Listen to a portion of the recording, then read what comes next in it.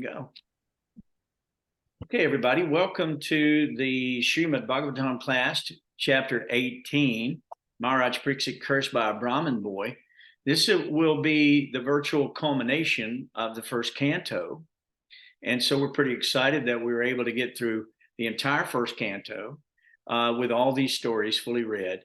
And they're chronicle for whoever might want to watch these in the future, as long as video lasts, right? So we're happy about that, and we're very appreciative to our team. We got a good team here of technicians behind us, headed by Rangavati Devi Dasi, whom we're very, very grateful to, and her illustrious husband, who has so nicely donated her to this project. And so there's Madhumita. Hare Krishna. It's nice to see you. So if you don't mind, I'll start out with pranams. Nama Om Vishnu Padaya Krishna Prishnaya Bhutale Srimate Bhaktivedanta Swaminiti Namane Namaste Saraswati Devi Gaudavani Pracharane Nirvishesha Shunyavadi Paschacharishtarane. Jai Shri Krishna Chaitanya Prabhu Nityananda Shri Advaita Gadadhara Shivasri Gaura Bhakta Brinda. Hare Krishna Krishna Krishna Hare Hare Hare Rama Rama Rama Hare Hare. Okay, Om Namo Bhagavate Vasudevaya. Om Namo Bhagavate Vasudevaya. Om Namo Bhagavate Vasudevaya. All right. So who would like to start out reading in the very beginning? Is there any volunteers for that, or would you like me to start? If you want to read, you just raise your hand and we'll let you do it. I'll go ahead and get started on the first few, and then whoever's ready after that, please join in. So this is text 1, chapter 18, Maharaj Pariksit cursed by the Brahmana boy. Sri Sutta Goswami said, due to the mercy of the personality of Godhead, Sri Krishna, who acts wonderfully, Maharaj Pariksit, though struck by the weapon of the son of Drona in his mother's womb, could not be burned. Furthermore, Maharaj Pariksit was always consciously surrendered to the personality of Godhead, and therefore he was neither afraid nor overwhelmed by fear due to a snake bird which is to bite him because of the fury of a Brahmana boy. Furthermore, after leaving all of his associates, the king surrendered himself as a disciple to the son of Vyas, Sukadeva Goswami, and thus he was able to understand the actual position of the personality of Godhead, and at last gave up his material body on the banks of the Ganges.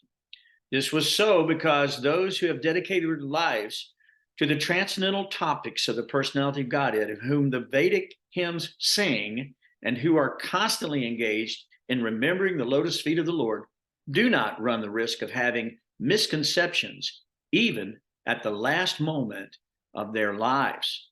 As long as the great powerful son of Abhimanyu remains the emperor of the world, there is no chance that the personality of Kali will flourish.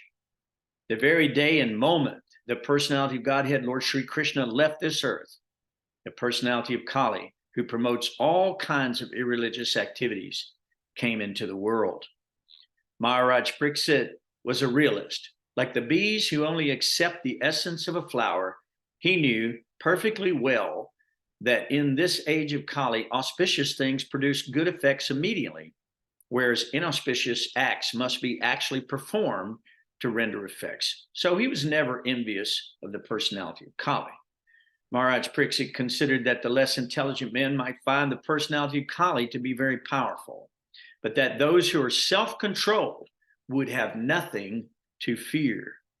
The king was as powerful as a tiger and took care for the foolish, careless persons. O sages, as you did ask me, now I have described almost everything regarding the narrations about Lord Krishna in connection with the history of the pious Maharaj Pariksit. Those who are desirous of achieving complete perfection in life must submissively hear all topics that are connected with the transcendental activities and qualities of the personality of Godhead, who acts wonderfully. The good sages said, O grave Sutta Goswami, may you live many years and have eternal fame, for you are speaking very nicely about the activities of Lord Krishna, the personality of Godhead. This is just like nectar for mortal beings like us. We have just begun the performance of this fruitive activity, a sacrificial fire, without certainty of its result due to many imperfections in our actions. Our bodies have become black from the smoke, but we are factually pleased by the nectar of the lotus feet of the personality of Godhead, Govinda, which you are distributing. The value of a moment's association with a devotee of the Lord cannot even be compared to the attainment of heavenly planets or liberation from matter. And what to speak of worldly benedictions in the form of material prosperity, which are actually for those who are meant for death. Personality of Godhead, Lord Sri Krishna Govinda, is the exclusive shelter for all living beings, and his transcendental attributes cannot even be measured by such masters of mystic powers as Lord Shiva and Lord Brahma. Can anyone who is expert in relishing nectar rasa ever be fully satiated by hearing topics about him? O Sutta Goswami, you are a learned and pure devotee of the Lord, because the personality of Godhead is your chief object of service. Therefore, please describe to us the pastimes of the Lord, which are above all material conception, and for which we are anxious to receive such messages. So somebody like to pick up right there? Raise it. There you go. Madhumita, she jumped in. Go for it. I saw your hand come up first. So that's text 16. Text 16, yeah. O Sutta Goswami, please describe these topics of the Lord by which Maharaja Pariksit, whose intelligence was fixed on liberation, attained the lotus feet of the Lord, who is the shelter of Garuda, the king of birds. Those topics were vibrated by the son of Vyasa, Srila Shukadeva. Text 17. Are you hearing like resound? Is it like a resound or something? We can hear you. It's you're in an echo, a bit of an echo. Yeah, it's just the room you're in, I think. Yeah, it's like empty room, maybe that's why. Right. Sorry about that. Okay. Thus, please narrate to us the narrations of the Unlimited, for they are purifying and supreme. They were spoken to Maharaj Pariksit, and they are very dear to the pure devotees, being full of bhakti yoga. Sri Sutta Goswami said, O God, although we are born in a mixed caste, we are still promoted in birthright simply by serving and following the great who are advanced in knowledge.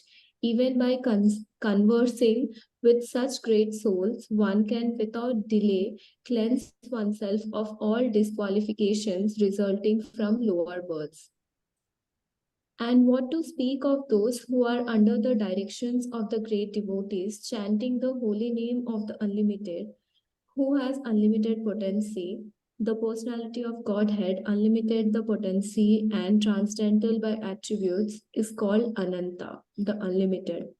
It is now ascertained that he, the personality of Godhead, is unlimited and there is none equal to him. Consequently, no one can speak of him adequately.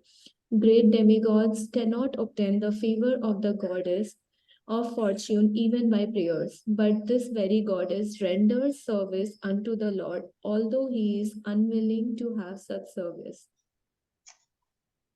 Who can be worthy of the name of the Supreme Lord but the personality of Godhead, Sri Krishna? Brahmaji collected the water emanating from the nails of his feet in order to award it to Lord Shiva as a worshipful welcome. This very water, the Ganga, is purifying the whole universe, including Lord Shiva.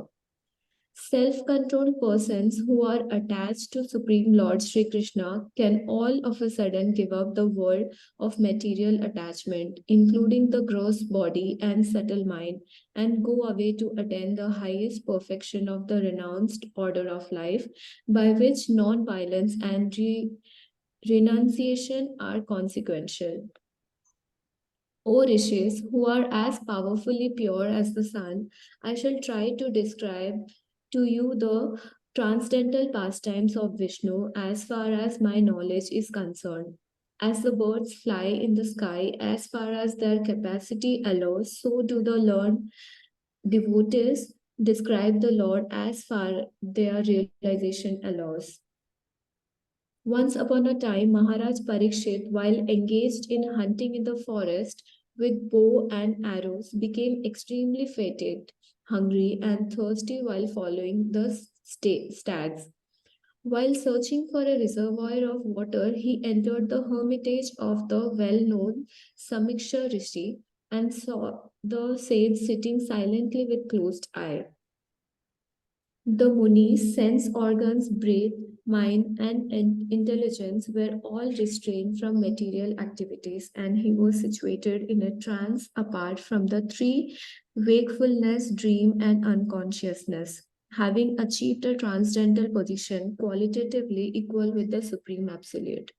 The sage, in meditation, was covered by the skin of stag, and long, compressed hair was scattered all over him. The king, whose palate was dry from thirst, asked him for water.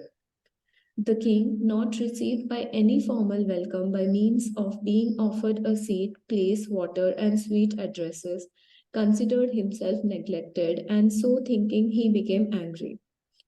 O Brahmanas, the circumstances having distressed him with extreme hunger and thirst, the king directed towards the sage his anger and envy, which he had never before directed toward a Brahmana.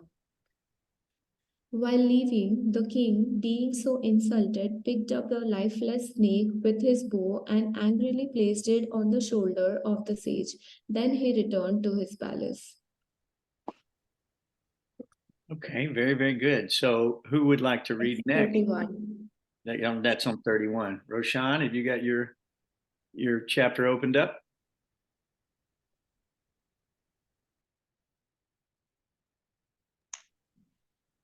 Hare Krishna, everyone. Upon returning, he began to contemplate and argue within himself whether the sage had actually been in meditation with senses concentrated and eyes closed, or whether he had just been feigning a trance just to avoid receiving a lower kshatriya. The sage had a son who was very powerful, being a Brahmana's son. While he was playing with inexperienced boys, he heard of his father's distress, which was occasioned by the king. Then and there the boy spoke as follows. The Brahmana's son, Shringi, said, "Oh, just look at the sins of the rulers who, like crows and watchdogs at the door, perpetuate sins against their masters, contrary to the principles governing servants.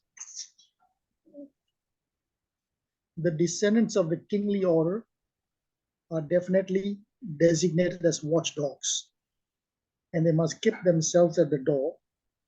On what grounds can dogs enter the house and claim to dine with the master on the same plate?" After the departure of Lord Shri Krishna, the personality of Godhead and supreme ruler of everyone, these upstarts have flourished, our protector being gone. Therefore, I myself shall take up this matter and punish them. Just witness my power. The son of the Rishi, his eyes red hot with anger, touched the water of the river Kaushik while speaking to his playmates and discharged the following thunderbolt of words.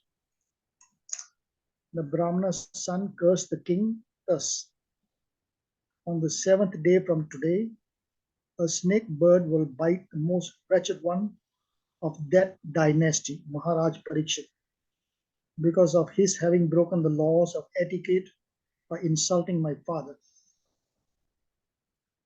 Thereafter, when the boy returned to his hermitage, he saw a snake on his father's shoulders, and out of grief he cried very loudly.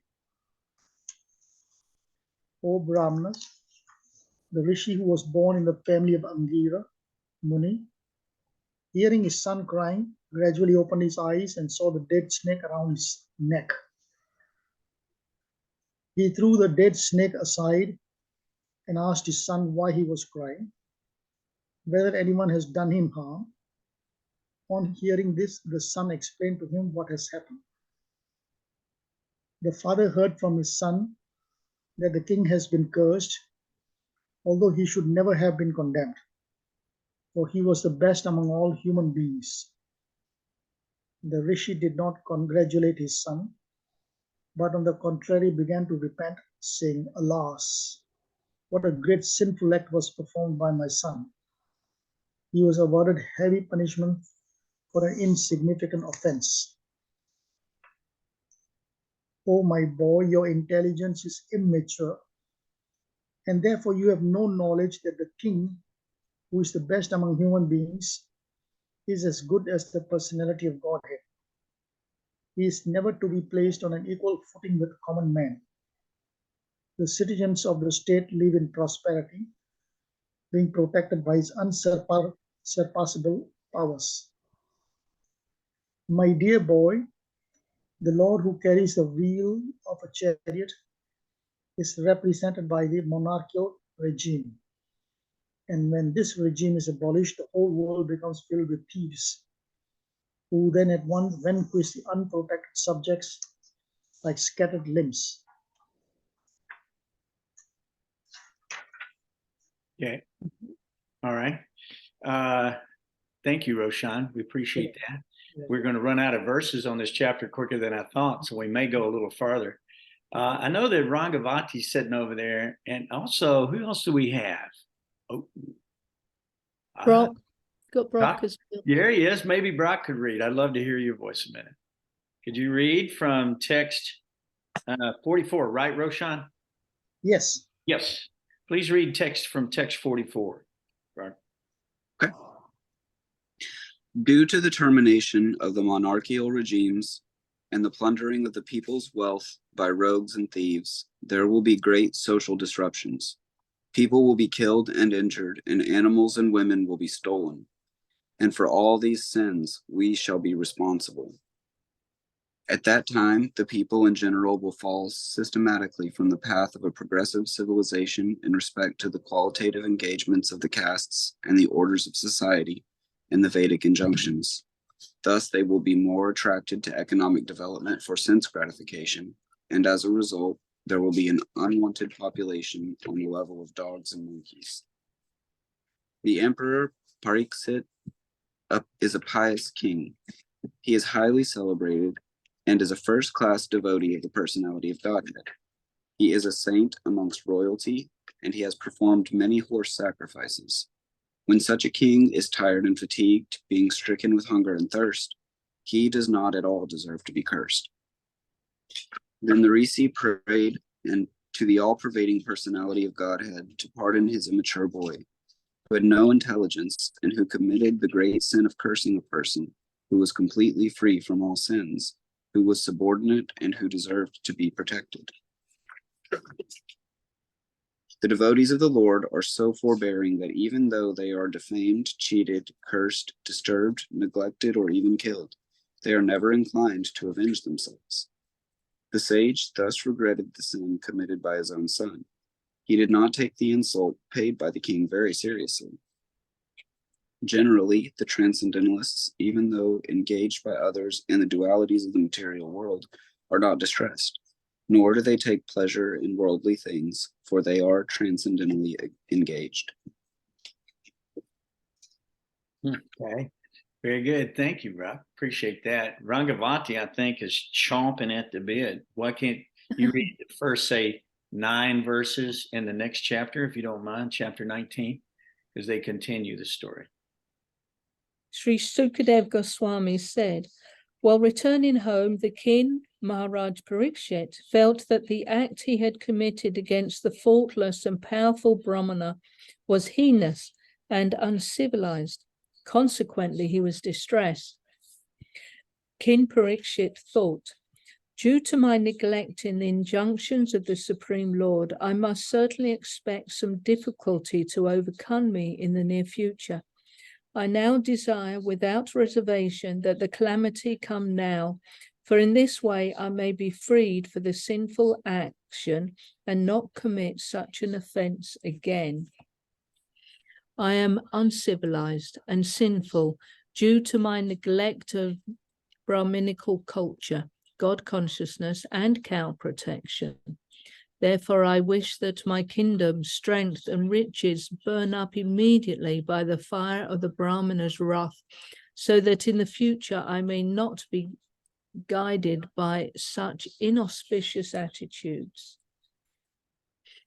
While the king was thus repenting, he received news of his imminent death, which would be due to the bite of a snake bird, occasioned by the curse spoken by the sage's son. The king accepted this as good news, for it would be the cause of his indifference towards worldly things. Maharaja Pariksit sat down firmly on the banks of the Ganges to concentrate his mind in Krishna consciousness, rejecting all other practices of self-realization, because transcendental loving service of Krishna is the greatest achievement, superseding all other methods. The river Ganges, by which the king sat to fast, carries the most auspicious water, which is mixed with the dust of the lotus feet of the Lord and tulsi leaves. Therefore, that water sanctifies the three worlds inside and outside, and even sanctifies Lord Shiva and other demigods. Consequently, everyone who is destined to die must take shelter of this river. Thus the king, the worthy descendant of the Pandavas, decided once and for all, and sat on the Ganges bank to fast until death and give himself up to the lotus feet of Lord Krishna, who alone is able to award liberation. So freeing himself from all kinds of association and attachments, he accepted the vows of a sage. At that time, all the great minds and thinkers, accompanied by their disciples and sages who could verily sanctify a place of pilgrimage just by their presence, arrived there on the plea of making a pilgrim's journey. From different parts of the universe, there arrived great sages like Atri, Kaivana, Sharadban, Arishta Nime, Burghu, Vashtista, Parashara, Vishvamitra, Angira, Parashuram, Uttatya, Indra Pramada, Idma Bahu, Medhatiti, Devala, Arishti Shena, Bharadwaja,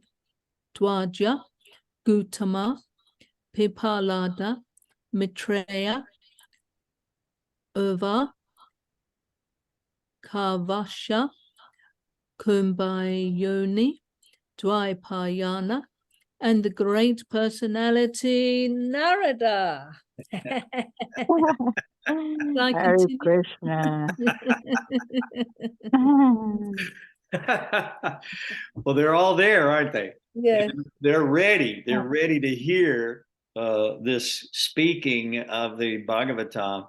It also goes on to say that there were also many other saintly demigods. So the demigods themselves, kings, special royal orders, the Raja Rishis from different dynasties, they're all assembled together to meet the emperor, and he received them properly and bowed his head to the ground with all of them. So in just a few moments, in this situation, Sukadeva Goswami is going to show up. So we can read the rest of the chapter if you guys want to, or we can just pick selected verses from the chapter. Do you want to read the rest, or do you want to pick selected verses? Let's read the rest. Let's read the rest. Okay. Hey, go for it. So you want to read a few more then, since we got a few more than you, and then we'll go back around. Okay. Shall I begin then on 12? Yeah, I would. Yeah, did the other one. Yep, I would do 12. After all the rishis and others had seated themselves comfortably, the king, humbly standing before them with folded hands, told them of his decision to fast until death. The fortunate king said, "Indeed, we are most grateful of all the kings who are trained to get favors from the great souls. Generally, you sages consider royalty as refuge, to be rejected and left in a distant place. The Supreme Personality of Godhead, the controller of both the transcendental and mundane worlds, has graciously overtaken me in the form of a Brahmana's curse.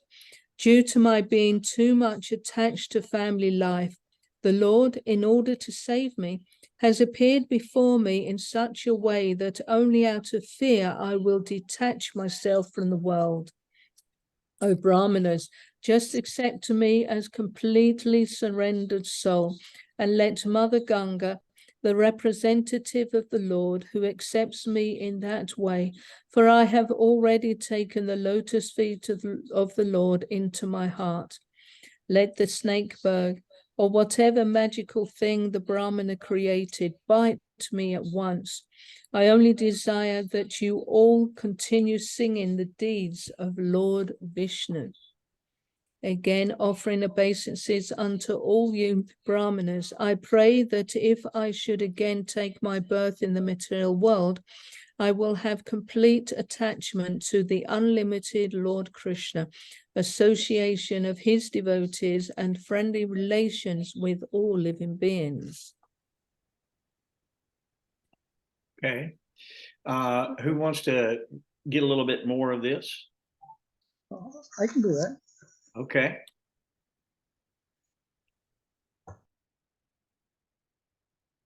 Oh.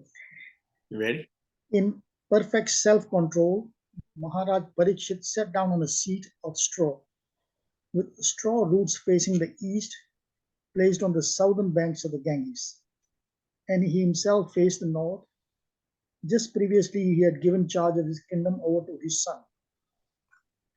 Thus, the king Maharaj Pariksit set to fast until death. All the demigods of the higher planets praised the king's action, and in pleasure continually scattered flowers over the earth and beat celestial drums.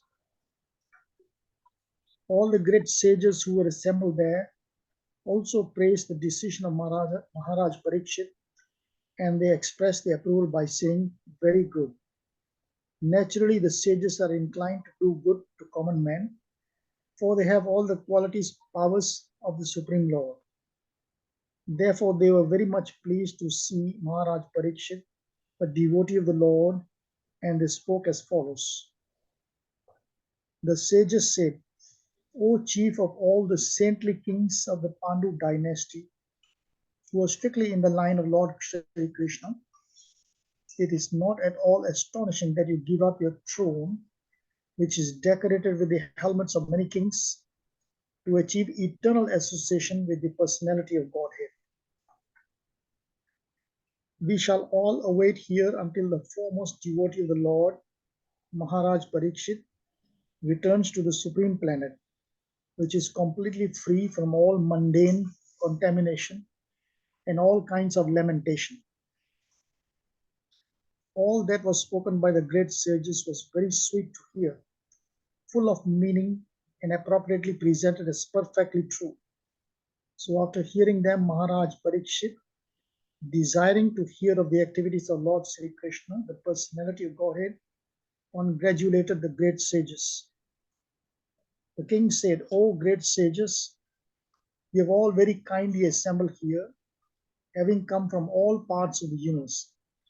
You are all as good as supreme knowledge personified, who reside in the planet above the three worlds, Satyaloka. Consequently, you are naturally inclined to do good to others. But for this, you have no interest, either in this life or in the next. O trustworthy Brahmanas, I now ask you about my immediate duty.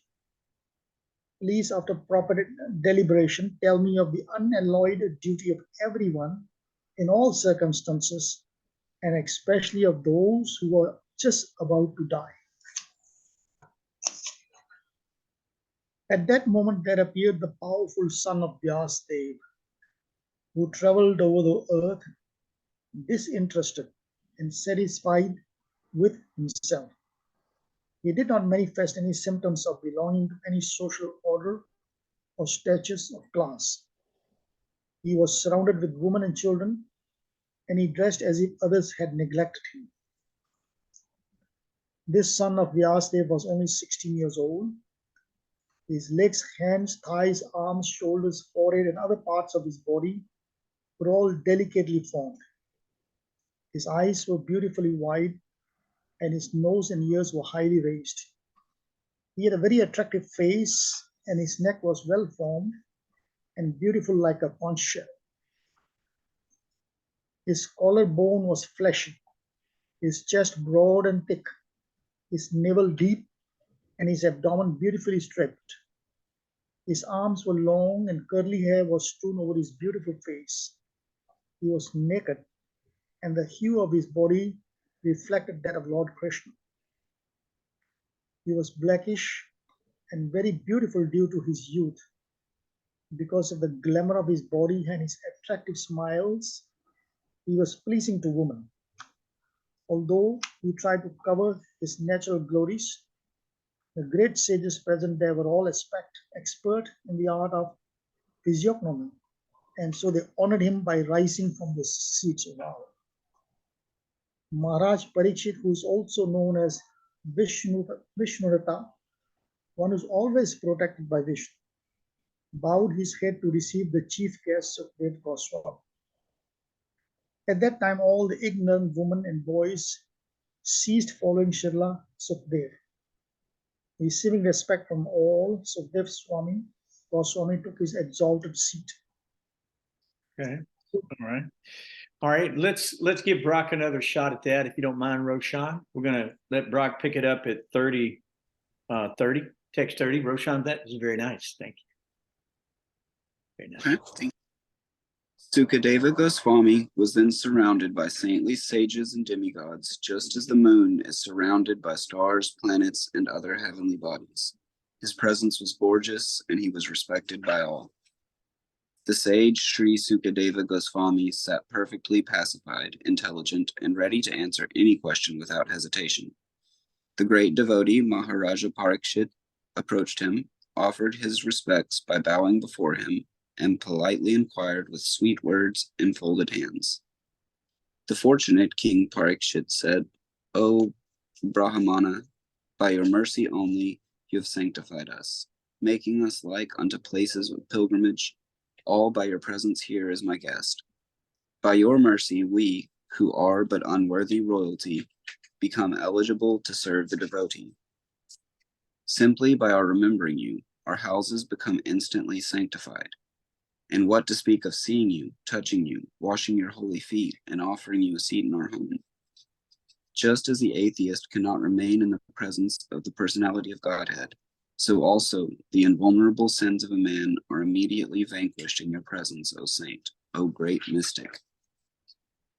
Lord Krishna, the personality of Godhead, who is very dear to the sons of King Pandu, has accepted me as one of those relatives just to please his great cousins and brothers. Otherwise, without being inspired by Lord Krishna, how is it that you have voluntarily appeared here, though you are moving incognito to the common man and are not visible to us who are on the verge of death? You are the spiritual master of great saints and devotees. I am therefore begging you to show the way of perfection for all persons, and especially for one who is about to die. Please let me know what a man should hear, chant, remember, and worship, and also what he should not do. Please explain all this to me. O powerful Brahmana, it is said that you hardly stay in the houses of men long enough to milk a cow. Sri Sutta Goswami said, the king thus spoke and questioned the sage using sweet language. Then the great and powerful personality, the son of Vyasadeva, who knew the principles of religion, began his reply. Thus ends the first canto. Very, very, very good. Well, that was quicker than I thought. We're at 7:36. So 2 chapters tonight, and that concludes the first canto of the Srimad Bhagavatam. So I want to ask everybody, I mean, do you have any illuminations you want to share about these two chapters? Is there any questions that you have about these two chapters? Anything you want to go back over again in these two chapters, please avail yourself of the floor. I think just by holding this Srimad Bhagavatam, one is truly blessed. There is no greater blessing than this. Just holding this book is sufficient. Unbelievable. Unbelievable. Nothing greater than this. Yeah, we never tire of relishing this nectar. It says that the devotees of the Lord are accustomed to licking up the honey at the lotus feet of the Lord. So this is the honey of the lotus feet of the Lord. This is the essence. It says Maharaja Pariksit was expert at determining the essence of things. And so he wanted to know the essence. And what was his main question here? What should a person who's about to die be hearing? What should I be chanting? What should I be thinking? What should I be doing at the time of death? This is a question for every man, woman, child, every living entity who has a rational mind should be asking this question. Not asking it at the very last, but asking it at the very beginning. So that's where the brahmacharya life starts. I was fortunate enough to spend 6, 7, 8 years in the brahmacharya ashram before I got grihastha ashram. And so it was a very, very powerful time for me to be able to focus strictly on the Shastra, focus strictly on my service to the spiritual master, and grow in my Krishna consciousness without any distractions whatsoever. So that's the idea. Start from the earliest part of life, learn God, know God, understand God. That's the idea. That's the purpose of all religion in the world. It's not a sectarian concept. Certainly anybody can avail themselves of this knowledge if they would simply be sincere and look. Most people are not looking. Most people are looking just like the animals are looking. Or the bugs, insects, the aquatics, if you look and see what they're looking for. Every day they're chirping, they're croaking, they're making noises out there. What do you think those noises are? Where is sex? Where's food? Where's shelter? Right? And how can I defend myself in this situation? It's called the hard struggle for existence. And we know that jivo jiva sajivanam is the general rule that one living entity is the food of another. So it's a very dangerous place. And it's very incumbent upon us to know why we're here, who put us here. Atato Brahma Jigyasa. Atato Brahma Jigyasa. It means, who am I? Who put me here? Why am I here? What am I doing here? What's my purpose here? What is available for me to do after I leave here? Am I an immortal soul? Am I just going to be born once and die once? These are all questions. And a lot of religions don't really have the answers for those questions. But we know that the Vedas do have those answers. They have all of those answers complete, the most voluminous, exacting, and consistent understanding of the creation of the universe, of the purpose of the universe, who the personality of God is, what his expansions are, what is the chronology of all this? Where has he come? When did he go? What are the activities of God? In most religions, it's that God created the earth in 7 days, and then he took rest, right? 6 days, and then he took rest. That's all we know. We don't have further information. But we want to know our God. We want to know our Creator. We want to know who he is. We're created in God's image. If we have interest, it's because those interests are in God as well. And we have to understand that we're little small parts and parcels of that supreme personality. And we have to reconnect that little small spark back with the whole. And then we'll finally be happy. Otherwise, we simply go through life wasting our time pursuing goals that are not going to produce any permanent result. And then we die and we lose it all. It doesn't sound very pleasant, does it? And it's not. We're not negative. We're not pessimist. We're realists. We're like Maharaj Pariksit. We want to know the essence of what this situation is. And that essence is that everyone is born, and everyone that is born is sure to die. So the big question should be, which is the conclusion of this first canto, what should we be doing at the time of death? Right? So this is what Maharaj Pariksit has asked these great sages, and they're about to unleash. Sukadeva Goswami is about to unleash this great Srimad Bhagavatam. Okay? Got any point, Roshan? Actually, Prabhu, this is one of my small chapters in my book, which I just wrote. Oh, okay. What is the greatest good one can do when one is close to death? Yeah. Yep. And that should be everyone's question. Instead of going through life, la, la, la, la, la, la, bam. And that's what we see happening. You know, they're la, la, la, everything is fine. Life is beautiful. What's that? Merrily, merrily, merrily, we roll along. Life is but a dream. It's true. Life is, we used to say it's a butter bean. Life is butter bean. But life is just a dream. It is true. But it can also be a bad dream, or it could be a good dream, depending on our actions. We're going to have karmic reactions within the material world, within the three modes of material nature, in ignorance, passion, goodness. And then we can go to pure goodness, which is our transcendental nature, which brings us back to our spiritual self. So there's a lot here to unpack, a lot of philosophy in these two chapters. And it might be wise if we go back over a little bit of it, since we have some extra time. You guys read so beautifully. You got us through here pretty quick. So if you don't mind, I'd like to go back over a few special verses here that I have made a note of, that I think we should kind of unpack a little bit, take a closer look at.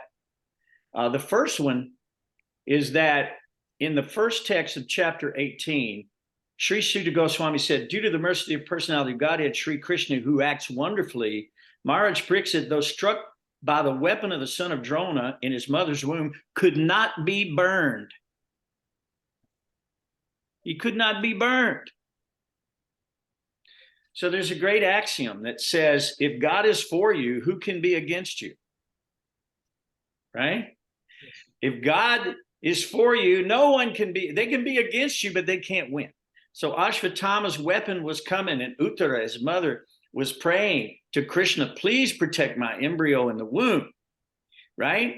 So what happens is Krishna shows up as a thumb size, and he's there, and he's got his Sudarshan disc, and he burns up the Brahmastra weapon with his disc, right? And he saves the baby. Now, Maharaj Pariksit saw Krishna doing this. He was cognizant in the womb, and he saw the Lord save him. And his whole life, Maharaj Pariksit actually means one who is analyzing. He's expert at analysis, and he's expert at concluding the essence. See, that's his thing. So his whole life he spent literally looking for Krishna. He was Krishna conscious at every single moment. Never was there a time when he was not completely Krishna conscious. So Krishna protected Pariksit, just like if you look in the Vedic literatures, Prahlad Maharaj, for an example. What did they try to do to Prahlad Maharaj? Everything. Name a couple of things they did. I want to hear somebody tell me something they tried to do. Oil in oil. Boiled in oil. Okay. What else? What else you got? Throw him from a mountain. Threw him from a mountain. Oh my God. Threw him off a mountain. Under the feet of elephants. They tried to stick him with pitchforks. Yeah. They tried to throw him in with poisonous snakes. I mean, what all did they do to him? I mean, Burning fire. Huh? They put him in the fire. Did it hurt him? No. No. Why? Because he was protected by the Lord. Yeah. So there's no fear. So it says here that in the second and third verses, it says, Pariksit was always consciously surrendered. to the personality of God. Therefore, he is neither afraid, nor was he overwhelmed by fear. He didn't care about the snake bird or some magical creation by this Brahmin boy, this inexperienced Brahmin boy, who way overstepped his bounds, by cursing the king of the world. Come on, for just an insignificant offense, really. His father didn't take it offensively at all. And he chastised the boy. And he said, we're going to be responsible for all of this disaster because the king is the one that protects us. Monarchical. Okay? So we're talking about monarch, right? So it used to be the system was monarch, but the kings were governed by the priest, right? So the kings, that's why he put the snake bird there. He didn't know if the Brahmin was feigning, his meditation and trance, because he didn't want to stoop to the level below him to greet a Kshatriya. That's fact. So the Brahmin boy, after he saw this, he indignantly said these things. How could he dare they're like dogs at the door. How can the dog come in and expect to dine at the same table and eat from the same plate? See what I'm saying? As the master. So the Brahmin boy was indignant and he acted this way. And as soon as, he was awoken by his cries after seeing his father with a snake, his father just tossed the snake off insignificantly and said, what's the problem? And once he told him, he said, oh no, what have you done? Your intelligence is immature. Your intelligence is immature. And you've completely used a sledgehammer where you needed a feather. Right? So this is the problem with inexperience. And that's why we listen to the older folks. So we listen to the spiritual master. We listen to those people who've gone through the purificatory processes and who are chanting the holy names and who are studying the Shastras and following regulative principles, taking only prasad, doing all this stuff because they want to purify themselves so they can know Krishna, so they can know God, because God is pure. And if you want to associate with God, you also need to become very pure. Okay? So he had no fear because he was fully surrendered. He left everything. He left all of his associates. Listen, this is the king, man. You try to understand when it says he left his associates, it's not like us leaving the wife and the kids or something, a couple of cousins, and maybe some folks at the office. It's not like that. He had a full army, full entourage. He had wives, he had palaces, he had kingdom, he had treasuries, he had everything. And everyone was dependent on him. Everyone. So the king was able to give it up for the sake of preparing himself for an eternal relationship in the spiritual world and give up this mundane relationship, which might be nice. It might actually reflect some of the glory in the Vaikuntha planets, for an example. It might reflect that. But it's not. It's not the eternal. It is eternal. This is eternal. It's manifest, unmanifest, manifest, unmanifest, like that. But time is eternal, Krishna says in Bhagavad Gita. So this is going on and on and on because there's going to be some rascal souls like us who want to come here, who want to be envious of Krishna, who want to come here and try to be Krishna. Right? And so that we try that over and over and over again until we're utterly frustrated and realize that we're not God. We're part of God and we're connected to God through devotion and love, through that service. And when we offer that service and that love back, then we experience real pleasure. Then we experience real joy, real happiness, not some artificial sense gratification that's here. It's like a flash in the pan. And then you need more. See, it's like drug addiction. Sense gratification is like drug addiction. It's the same thing.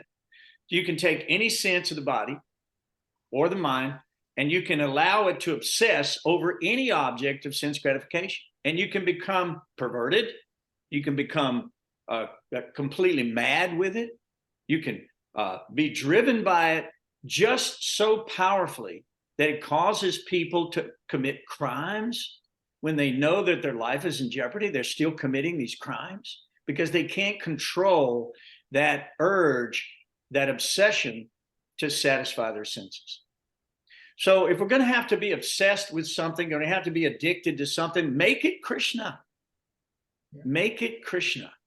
Because by becoming addicted to Krishna, we're liberated from the material world. We go to Krishna, right? And we're looking for truth, but we don't find truth in the material world. Krishna says, Matak parataram nanyat kinschid ashti dhananjaya. And it means that, O conqueror of wealth, Arjuna, there is no truth superior to me. 7:10. Everything rests on me as pearls are strung upon a thread. Bhagavad Gita 7:10. That's right. I love that one. That's 7:7.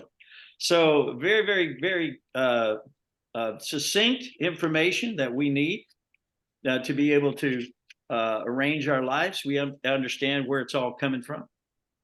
And so he goes on to say that even though he was not afraid or whatever, he was prepared to take any result for his sinful activity. If you read along, he says that he was a very sinful person for doing like that.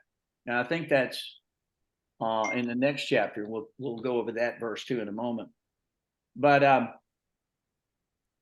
so interestingly enough, as long as he was the king, there was no need for him to worry about Kali. Kali couldn't do anything. There was not going to be any of that in his kingdom that could manifest. Remember the 5 places where Kali got to go, right? Where were they? Does anybody remember? Alcohol places, intoxication places, where gold is stored, prostitution houses, and slaughterhouses. slaughterhouses. Yeah, don't forget that one. Man, does that sound good? I mean, does anybody here going, yeah, give me some more of that? No. If you ever go to a slaughterhouse, it's like going into hell. We did that when we were children. They took us when we were 9 years old. They took us to a meat packing plant, and it was a children's day out from school. We were going, yeah, we're going. So we go. They're giving sandwiches out with all this meat product. This is when I was a child. And so everybody's there, and me and a couple of other guys, we didn't want to be a part of it. We snuck out and went around the back, and we saw this big tractor trailer with all these animals being unloaded. And we thought, what's that? We go over, we open the door, and there was a vision of hell. You can't imagine the suffering. You can't imagine the blood, the guts. You can't imagine what we saw. We all vomited. We emptied our stomachs. When we realized that that was what they were feeding us, we became vegetarians. And this is at 9 years old. We wouldn't eat the meat at school. We felt like we were lied to because the brightly colored packages looked so nice. Yeah. Right? But what it took to get those animals processed and put in that package is hell beyond anything. It's like the Vaitarani River. Have you ever heard of the Vaitarani River? Has anybody ever heard? You've heard of it, Roshan? Yeah. Vaitarani River is a river in hell, and it's filled up with trunks and blood and pus. Oh God, just awful things that we don't want to think about. Okay. Vaitarani River is the one which separates the material world from the spiritual world. We have to cross the Vaitarani River to go into the spiritual world. Well, the Vaitarani River is filled up with these things that I just mentioned to you. That's in the Garuda Puran. That I think we've read that in. I think it's in the Srimad Bhagavatam somewhere. I'd have to go back and I can find that reference for you, but I'll be happy to do that. Sure. So yeah, so the Vaitarani River is a river of all of these disgusting things. And if you have to go to hellish place, you also have to go in this river. Mm-hmm. And so you're forced to actually come in contact with these disgusting things, and so forth and so on. So Today I had to drive up to the Gentle Barn to look after all the all the animals that have been rescued from slaughter. Mhm. And on my way, I had to follow one of the chicken trucks. Oh. They come past our house, and I had to follow it all the way. Then I was able to go next to it at a light. And those poor chickens, I was just praying to sending them all my love and chanting Hare Krishna. All the ones on the outside are all covered in thick mud that, from the truck coming up, and the other ones were really dirty and they had bare skin. Poor little things. I was so upset. That's a whole nother conversation, but try to understand that there is an opposite and equal reaction for everything you do.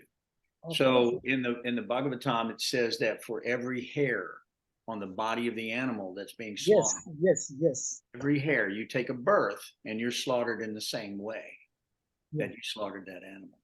So try to understand there's justice that will take place. We might not find it in our lives in this modern judicial system, but we found it at the time of Maharaja Pariksit, because there was no evil things going on in his kingdom. There were Brock's got his kitty cat. I don't know if you guys can see that on the screen. It's so cool. His little kitty cat's checking it out. Brock, that's all right, buddy. That's sweet. Okay, so but here's the point. Okay, so here's the thing that we need to understand, that if a person is deregulated in their activities, if they don't know the truth, if they're just blindly acting according to the desire of their senses, they really are no better than animals. They're no better than dogs or monkeys. And we'll talk about that in just a second, right? So the thing about it is, and they may not know. It's just like if you don't know that the red light means stop and you go through it, you may die. It's your job to know the red light means stop, right? So a civilized person is trained in knowledge of how to live on the earth. Much of this knowledge has been erased by, dictators and people who are trying to make their own point or convert you into some other thing that they think is the most important thing or whatever. But the point is that the information that you need is available to you. And if you will avail yourself of it, you'll know what to do. So here's what he says. Maharaja Pariksit considered that less intelligent men would find Kali to be a very powerful and attractive personality. Okay. Less intelligent men would find Kali to be a very attractive personality, right? And if you look around today, you see that that's all proved out to be true.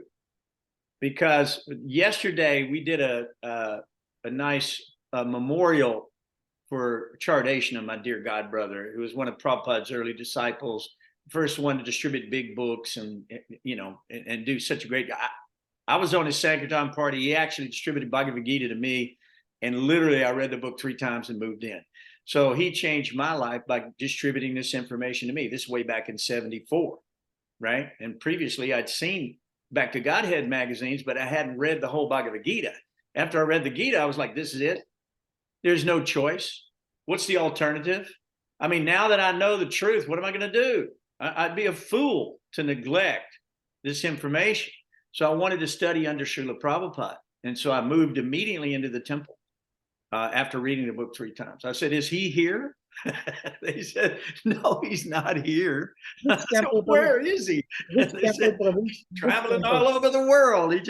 He's going from one place to the next. You'll be able to catch him another time. So I'm like, oh my God.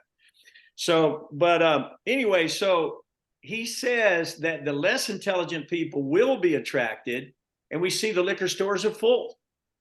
One time Chardashna was trying to find a place to distribute books during the holidays. Everything was closed, but the liquor store was packed. And so they stood out in front of the liquor store distributing Prabhupada's books. So you got to go where it is. One time Nityananda went to a house of ill repute, right? And he's in there and he falls on the floor and grabs their feet and begs them and washes their feet with his tears, begging them, please don't do this. Take up this love of Lord Chaitanya Mahaprabhu, this love of Krishna. And of course, they threw something, cut his head. Lord Chaitanya came back, was evoking the Sudarshan chakra. And Nityananda laid down in front of the Lord and said, please don't harm them. This is the compassion of the great Vaishnavas. This is the compassion that we're looking at, where you can ridicule you, you can hurt them, you can arrest them, you can persecute them, you can beat them. Haridas Thakur was beaten in every marketplace, but he wouldn't quit chanting Hare Krishna, and he never complained. Jesus Christ came to bring love of God, and they hung him on a cross for doing it. He never protested. He never actually spoke up for himself. Did he? No. They asked him, he said, you're welcome to, give your own testimony. He wouldn't do it. He wouldn't even do it because he knew he was under the protection of the Lord. And that is what great souls do. So here it says, the only people that have nothing to fear are those persons who are self-controlled. So self-control is yoga, yama niyama. Accept those things that are favorable, reject those things that are not favorable to your Krishna consciousness, right? So the idea is to have nothing to fear. One has to be completely surrendered to the Lord, and one has to be obedient to the laws of the universe, right? If you're disobedient to the laws of your state, what will they do to you? Find you, arrest you. Find you, arrest you, put you in jail, maybe even put you in an electric chair, right? They say in Texas they have a express lane to the electric chair down there. They said most people are trying to abolish the death penalty, but Texas is putting in a express lane, so you can get there quicker. So the idea, it's just funny stuff, but the idea is that he had nothing to fear because he was completely self-controlled.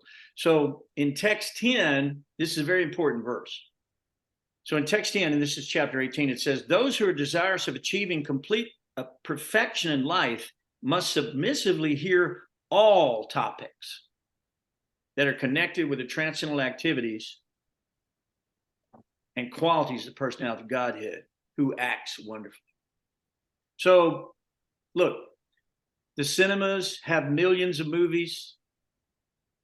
Chainsaw massacre, rape, killing, shooting, all these things. This so-called hero, he's a villain, he's this. Yeah, we don't know any of this nonsense. It's all fiction anyway. And if it's based on true life, it's generally somebody walking in a theater and shooting and killing everybody or some not. It's horrible what's happening in the world. Horrible, right? So if we started out hearing these transcendental activities of the Lord, who leads us, his activities leads us to realize the truth, leads us to love, leads us to compassion and kindness. We just read like 30 some odd qualities of the Supreme Lord a couple of chapters ago. And those qualities, if they just taught those in school, the world would be completely a different place, totally a different world. But instead, they let the children sit on their game and they're killing all day, shooting people all day. So what do you expect to happen? Everyone is a active shooter, right? Every time you hear about the news, active shooter. The guy's sitting at home shooting people on a video game, and now he's ready to go, see what it really feels like. Thinking, feeling, and willing. Those are the three things that take place. You think about it long enough, you're going to start feeling it. Once you feel it, you want it. You become obsessed with it, and then you will it to happen. And that's happening everywhere because of bad association, bad influence. But what do we hear? We hear that the association of a devotee will relieve one of all sinful reactivities. The association of devotee is like a place of pilgrimage. It becomes a holy place. Why? Because topics of Krishna are being discussed there. That's correct. So when we understand that it doesn't even require much association with the devotees, even one time, Narada Muni took the remnants of those sages only one time. You go back and you read the story, it said only once he took their remnants by their permission. And therefore he became fully self-realized. Because these sages are literally the embodiment of the will of God. They are literally the Vedas in person, personification of the Vedic text. Sukadeva Goswami, Sutta Goswami, like that. Personification of the Vedas. So we must hear all topics related to Krishna. And one of the things that I think is very important, not only the association of devotees, but we're never going to be satiated for hearing those topics. Yeah. Okay, Bach, what you got? So that being, if you are associating with devotees, then you can assume all of your desires are not sinful. I'm not sure I understand your question. Association with devotees removes sinful desire utterly. Yeah, it will it will remove. If you chant Hare Krishna for a while, if you associate with the Shastra, if you take Prasad, if you associate with the Vaishnava, you see the deities, you do all that kind of stuff, gradually all these sinful desires will fall away. That is a fact. Because they're burned up. They're burned up in this fire of Krishna consciousness. What'd you say, Roshan? I said it just takes time. It's a gradual process. Gradual process, and it could take lifetimes. It's taken a while for us to get to this point. It may actually even take a second, and you can be self-realized. Exactly. So we're never going to be satiated from hearing the stories about God, but we're never going to be satiated in the material world. So you're never going to be satiated. You're going to have unlimited desires, one way or the other, but you don't want your unlimited desires to be focused on material life, because what's the result of that? What is the result of that? More material life. More material life. And if you focus on Krishna, then you will have an eternal life. In 8.5 Bhagavad Gita, Antakale Chamameva, right? Smaran Muktva Kalevaram Ya Prayati Samad Bhavan Yati Naschyatra Sangsiyaha. Whoever remembers me at the end of his life, he at once takes on to my nature. Of this, O Partha, there is no doubt.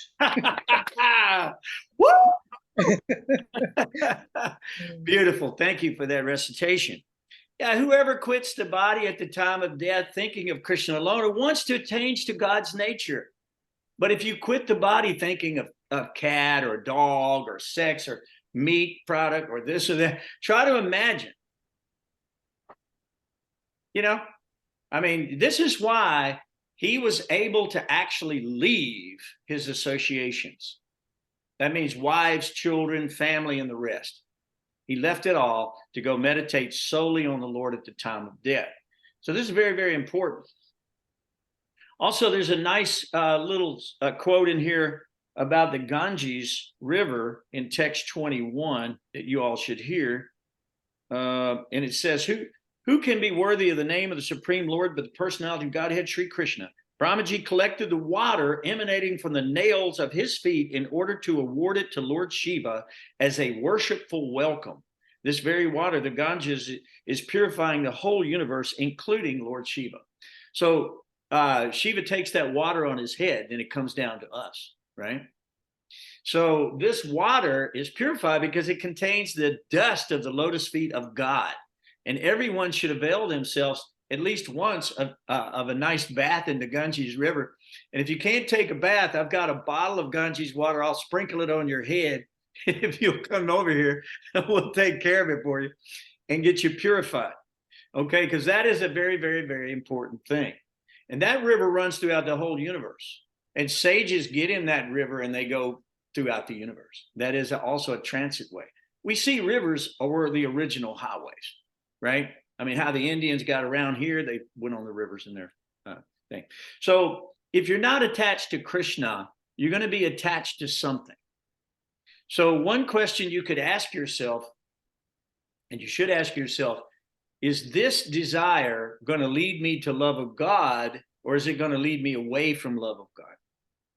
Whatever it is you're looking at, whatever you're analyzing, you need to be a little bit like Maharaja Pariksit. You need to try to find Krishna in that. You need to find out what's the essence of this act, right? What's going to be the result of this act? So we have to be attached. Renunciation means to be attached to Krishna, but not attached to the material world or the material body, right? So that's the idea. So when we look back and we see that the history of the world was all monarchical, right? So it was all monarchical. And at the time, the king had to have the right quality. He had to be trained from youth to understand how to manage the population, to protect the population, become the best devotee, have the best sages and saints advising him exactly according to the Vedic rule and regulation. And that's what the saints did at that time. They were qualified to protect you. They were qualified to serve you because they were themselves great servants of the Brahmin community, of the Brahmin caste, right? So nowadays, we don't do that. Nowadays, we don't do that. If you look at a politician now, you find out how many prostitutes he's been with, how many, how much money he's embezzled, right? I mean, this is the whole story. This is all we hear today. These people are not qualified to rule you. They're not qualified to protect you. They don't even know how to protect themselves. In the last chapter, we read, how is it possible that someone who's in the jaws of the serpent can rescue you from the serpent? You're the next one to be digested by the serpent. We need that little kitty cat you got there, bro. Save us from the serpent, right? Yeah. So here's what it says in text. This is important. In text 44, due to the termination of the monarchical regimes and the plundering of the people's wealth by rogues and thieves, there will be great social disruptions. People will be killed. People will be injured. Animals and women will be stolen. Somebody's going to come and steal your women. Did they just do that the other day? They came and stole their children, their women, they stole everybody, right? And so this is what he's complaining to his son about. And he's saying, now we're going to be responsible for all that activity because you have cursed the king to die in 7 days. So these are the predictions for Kali Yuga 5,000 years ago. Absolutely. That's why Krishna came. Krishna came to annihilate the burden of the world. Yada, yada, yada. We'll go over this every time. So that's the idea. He comes anytime to do that. So we're seeing now that there are great social disruptions and people who deviate from the path of the Vedic injunctions become attracted to not only economic development as their God, right?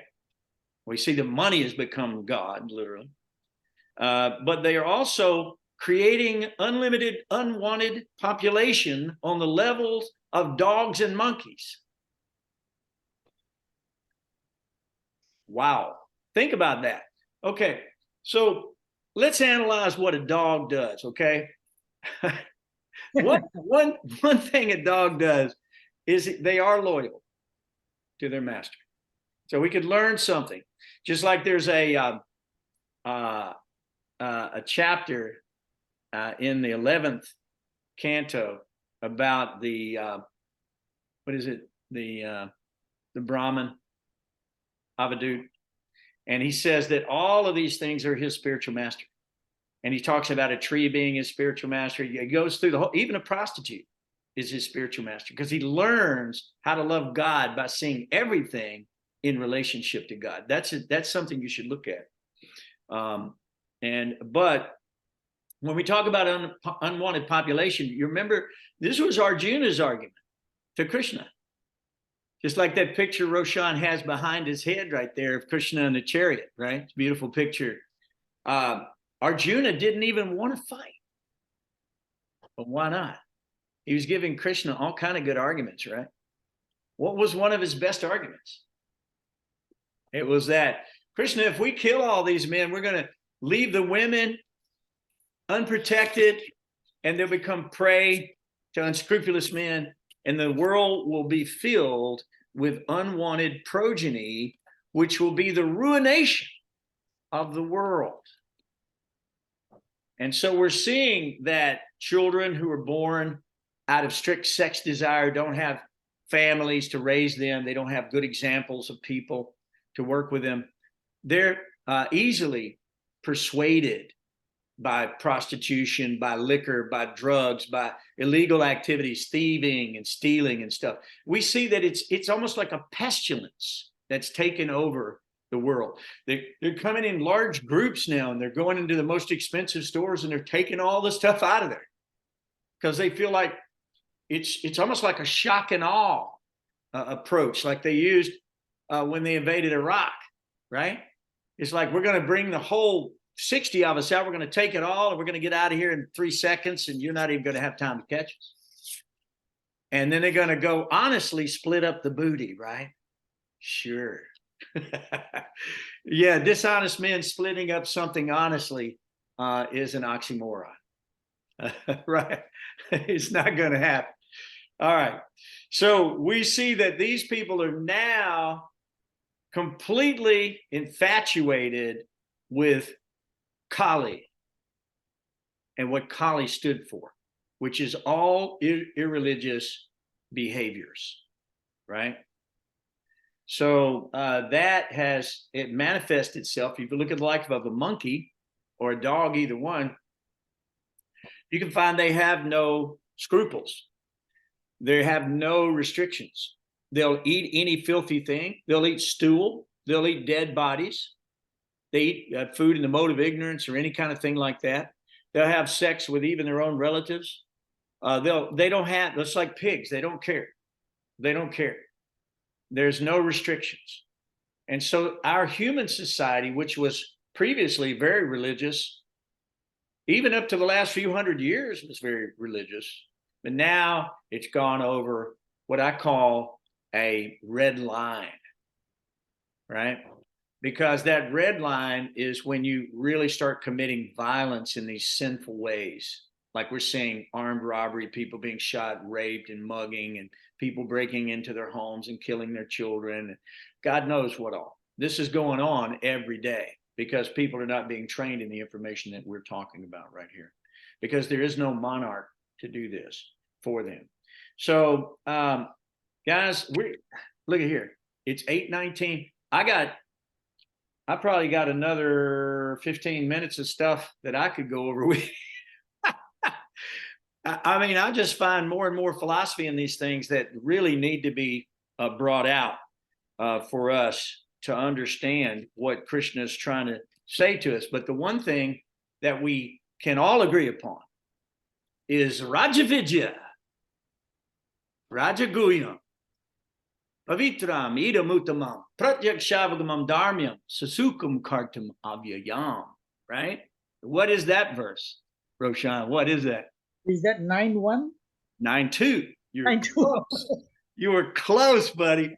Hey, you still get the prize. It's no problem. You get love the prize.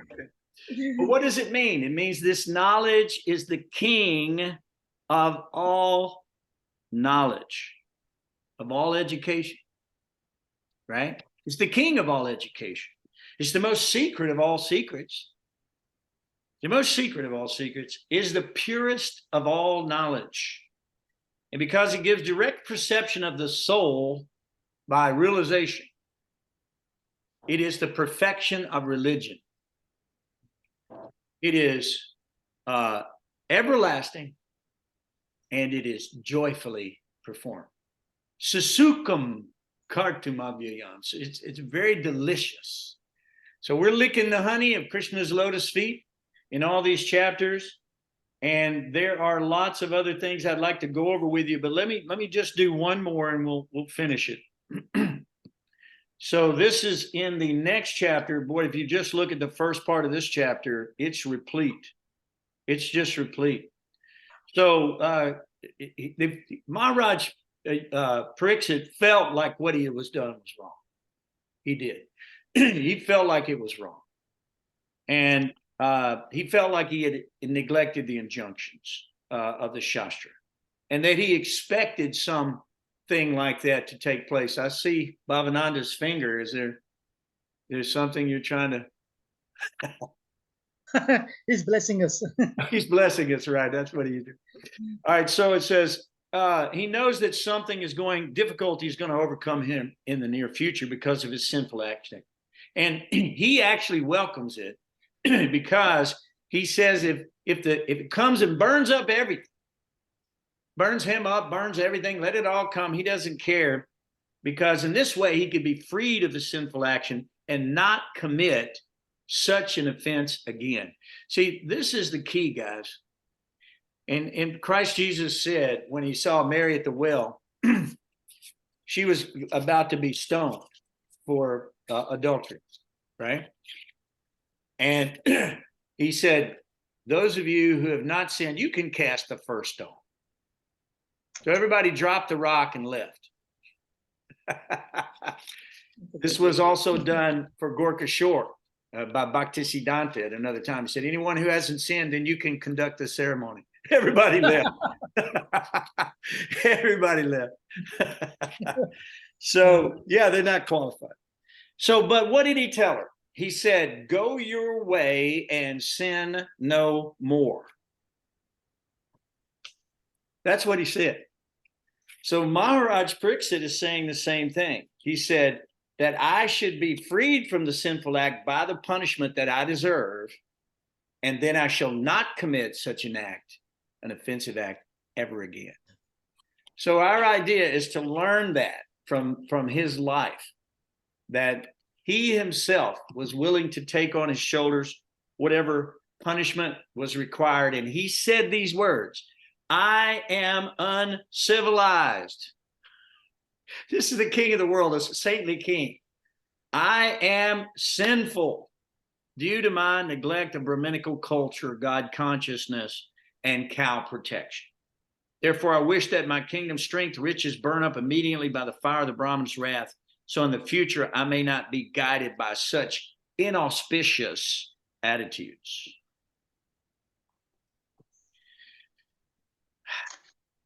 I guess that's the story. That's got to be the story, right? Roshan, you got something? What is it? You got something? Yeah, it reminds me of Prabhupada when he came to United States in 1965 on the Jaladur. Yep. He had written a small poem which was discovered by his devotees, I think, quite some time later, in which he wrote, he says, "Oh Lord Krishna, I'm so unfortunate. I'm the lowest devotee. Please guide me. I have no knowledge. I need your assistance." So such is the hallmark of a great devotee who considers himself lower than the straw in the street and as tolerant as the tree. So when you mentioned this about Maharaj Pariksit, I immediately remember Prabhupada's written small novel. Very, very beautiful. A devotee never considers himself to be a great devotee. He considers truly within his heart, when he prays, he considers himself as being on the lowest on the totem pole. That is the sign of a real true devotee. Yep, absolutely. And he goes on here, he says that the Supreme Personality of Godhead, the controller of both the transcendental and the mundane worlds, he said, has graciously overtaken me in the form of a Brahman's curse. So he accepted this curse as the gracious grace of God. So he had the right idea. He said, I was too attached to family life. I was too attached. And the Lord, in order to save me, appeared before me in such a way that only out of fear I will detach myself from the world. Because ultimately we have to detach ourselves from all these things because they won't go with you when you leave. So the idea is to follow the example of great Raja Rishis like Maharaj Pariksit to understand how that we should do that. So he then says, and I'll leave you with this. This is probably one of the most important verses in my mind. And I got 7 or 8 more verses I'd like to do, but we're going to run out of time. And I'll save those for the book. And you got to read the book, right? Right about it. All right, so you got to read the book. All right, but text 16 is just nectar. He says, again, offering obeisances unto all of you Brahmins, I pray that if I should again take my birth in the material world, I will have complete attachment to the unlimited Lord Krishna, association with his devotees, and friendly relationships with all living beings.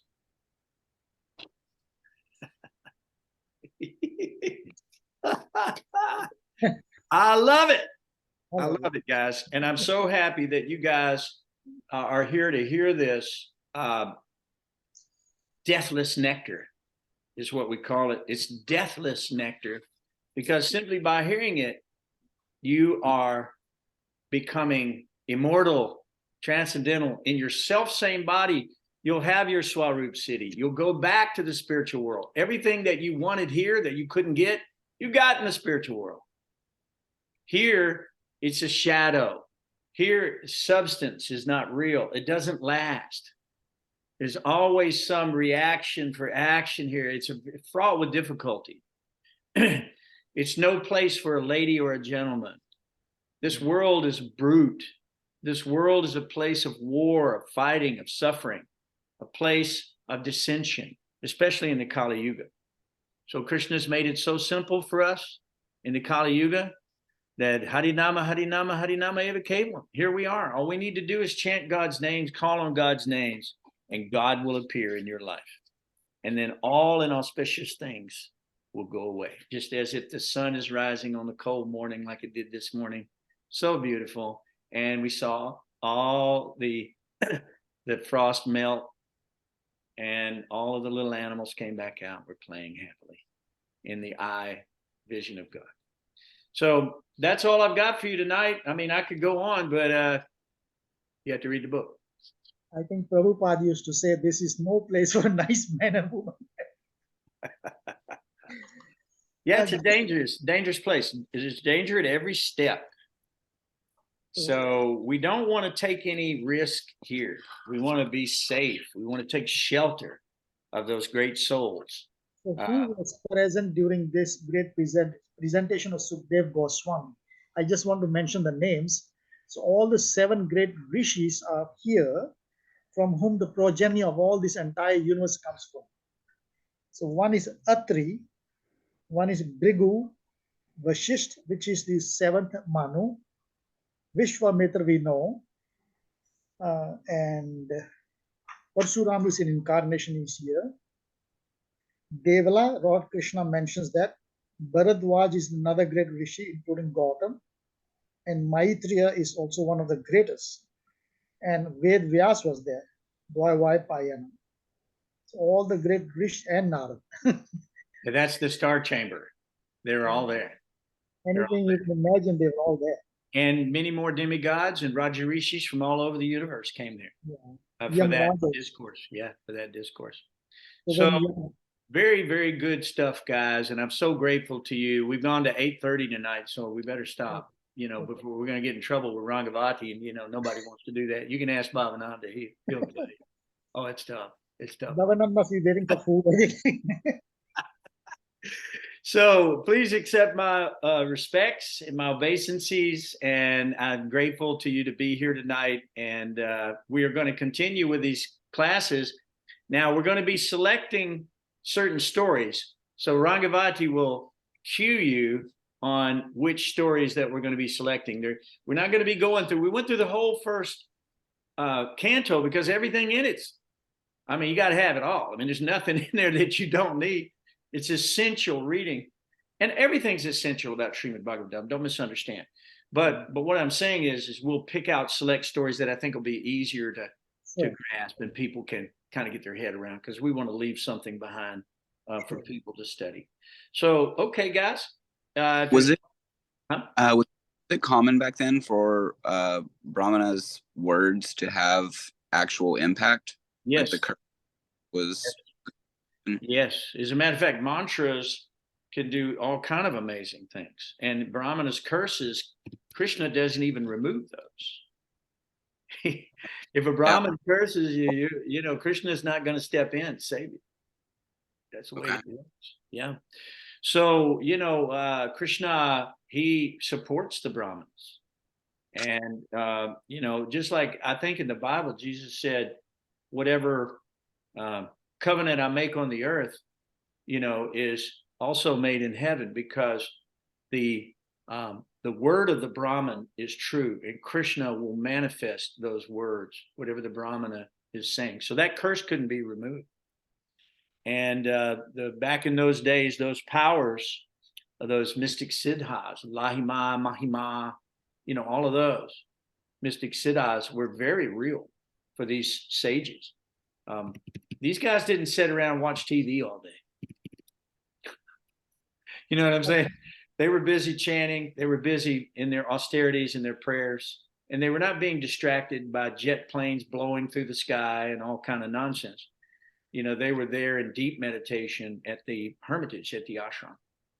Also, Lord Chaitanya Mahaprabhu had mentioned something like that. If one blaspheme a devotee, his pious austerities are completely destroyed, like a garden being run over by mad elephants. Right. So one has to be very careful not to blaspheme. Forget about a devotee, anybody. Yeah, that's why Maharaja Pariksit said, in my next life, if I have to come back to the material world, let me be a kind friend to all living entities. Because, you see, envy, gossip, lust, greed, anger, animosity, all of these things are there between us because we've deviated from the actual will of God. We deviated. And so now we need to understand what is the will of God, how it's laid down, what are the qualities that we're supposed to be developing, what are the idols that we follow, like Maharaj Pariksit and so forth, and Narada, Vyas, all these great incarnations and Raja Rishis like Maharaj Pariksit. We actually want to follow their example. We want to follow in the footsteps of what the spiritual master has recommended. And then we can go home. We can go back home. We don't have to stay here. We don't have to continue this. And you have to know that your whole life is designed for that moment when you leave. So you want to make sure that your life is stacking up, because that life will pass before you. And whatever you think of at the time of death, that you shall attain without fail, without doubt. So we have to be very, very careful to fix the mind on Krishna. And we just saw this happen with Bhishma Dev on the bed of arrows. He fixed his mind on Krishna. You know, all of this wonderful narrations. Even Narada Muni fixed his mind on Krishna, and then Krishna appeared before him and then left. I mean, these are stories we've already read in Bhagavad Gita, but there's a lot more to come. So please stay tuned for the next episode of the Srimad Bhagavatam coming up next Monday night, 7 o'clock. Skip the Monday night football, guys. Join us, okay? Thank you so much. I've enjoyed it tonight very much, and I'm grateful to each and every one of you. Okay? Thank you. I'm going to go ahead and end the class now. Hare Krishna. Hare Krishna. Jai Prabhupada. Hare Krishna, Jai Oh. Prabhupada. Hare Bol.